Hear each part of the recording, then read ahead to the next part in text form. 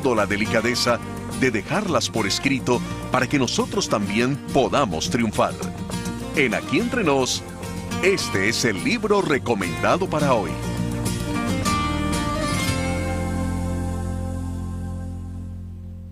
El bullying no solo hiere a las víctimas, también daña a quienes callan o agreden. Es urgente restaurar, sanar y educar desde la verdad y desde el amor.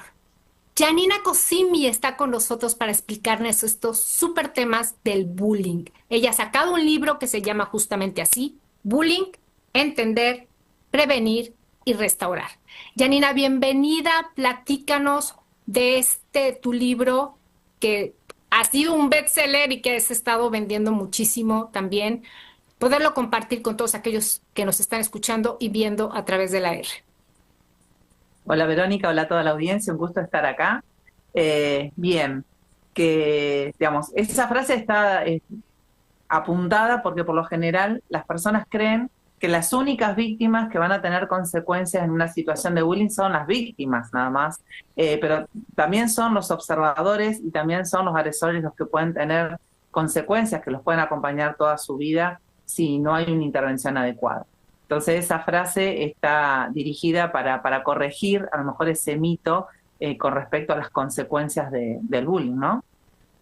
Fíjate qué importante lo dices, desde la verdad y el amor, que esta parte a mí es lo que me gusta. Explícanos un poco los círculos de víctima, victimario, salvador y observador, que también en este caso está dentro de este triángulo. Bueno, este cuarteto, ¿no?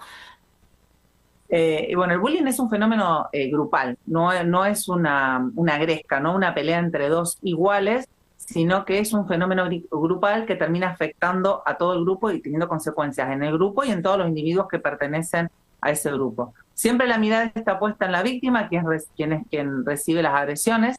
En el bullying la víctima siempre es la misma, no es como cualquier otro conflicto que haya entre chicos que se pelean, se arreglan, se pelean. No, la víctima siempre es la misma, el agresor siempre es el mismo, que puede tener cómplices, es decir, que son parte de esa actividad.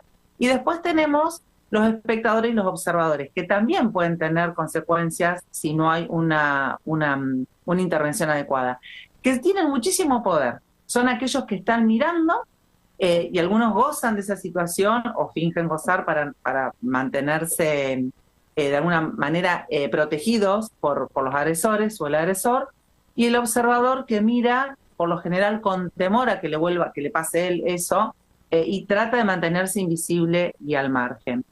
Todos estos personajes, todos estos actores cumplen siempre la misma función. Por eso se puede instalar el bullying. Siempre el mismo agresor, siempre la misma víctima o las mismas víctimas, y los espectadores siempre van cumpliendo el rol de espectadores o de observadores sin modificarse eso. Entonces, ¿qué pasa con esto? La víctima no se encuentra en igualdad de posición en cuanto al poder de manejo de grupo o poder físico o poder en cuanto a lo social que el agresor. Entonces, lo que lo caracteriza al bullying es esta asimetría de poder, una diferencia de poder por la cual el agresor agrede a la víctima y la víctima cree o no puede realmente defenderse, ¿no? Entonces, ante la mirada de todos, le da cada vez mayor, y su falta de respuesta, le da cada vez mayor poder al agresor y le va restando poder a la víctima. La víctima intenta ser cada vez más invisible, se queda más sola, porque una de las estrategias es dejar sola a la víctima para poder humillarla, hostigarla y dejarla en soledad, lo que la hace más vulnerable.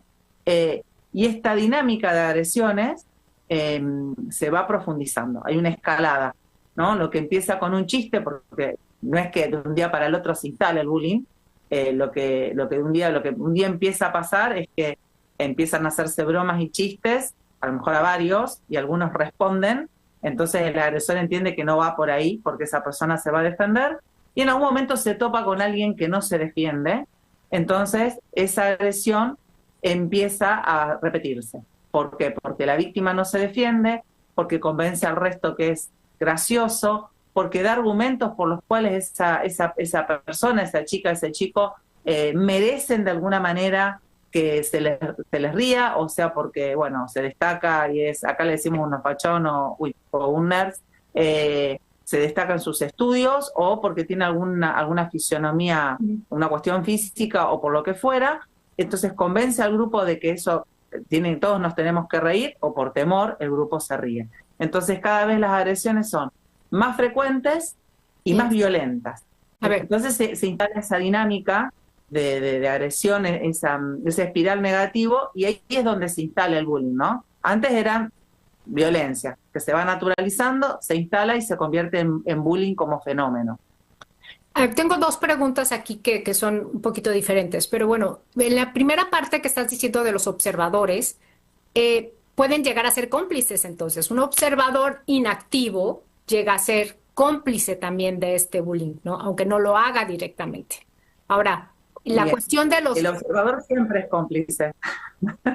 Sí, hay cómplices activos, hay espectadores que disfrutan, y está el observador que mira y no hace nada por temor y termina siendo cómplice por permitir la situación. Y fíjate qué importante es esto que estás diciendo, porque inclusive en la Biblia habla de que no podemos acostumbrarnos a las cosas del mundo, a esas agresiones, a ese tema de agresión.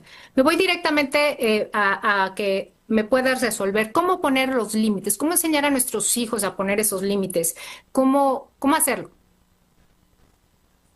Primero nosotros educándolos, respetándolos, digamos. Hay que educarlos, hay que criarlos de tal manera que ellos naturalicen el buen trato, ¿no? Entonces, si yo lo trato a mi hijo con amor, con respeto, yo le regalo el no, digamos, que no puede hacer algunas cosas, que que hay formas en las que no se debe comunicar ni conmigo, ni con el hermano, ni con el padre, ni con el vecino.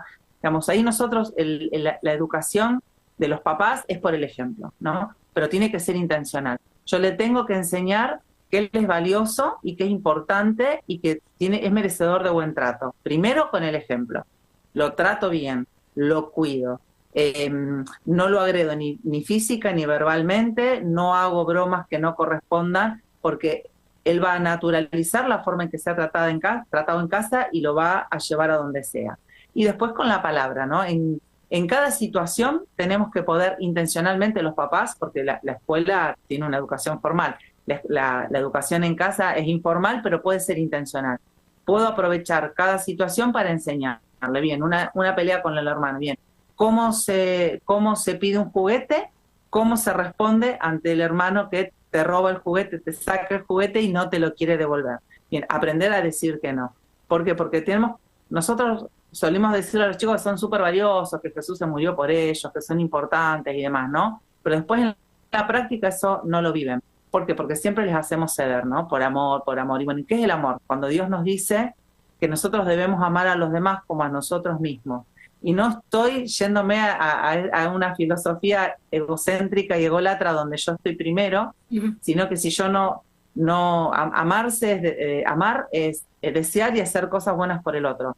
Y Dios quiere que nos amemos, nos está diciendo que nos amemos, que nos cuidemos. De hecho, en la Biblia dice, sobre toda cosa guardada, guarda tu corazón, de él mana la vida, ¿no? De él fluye la vida. Y cuando habla de corazón, habla de las entrañas, en realidad, ¿no? Aquello que puede dirigir nuestra vida.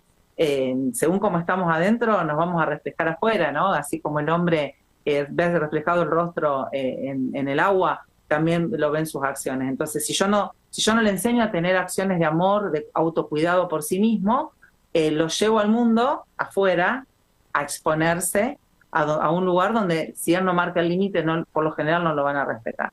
Entonces, aprender a decir que no, se llama asertividad, aprender a decir lo que quiero y lo que no quiero, lo que me gusta y lo que no me gusta, con firmeza y con respeto. Y eso se enseña en casa.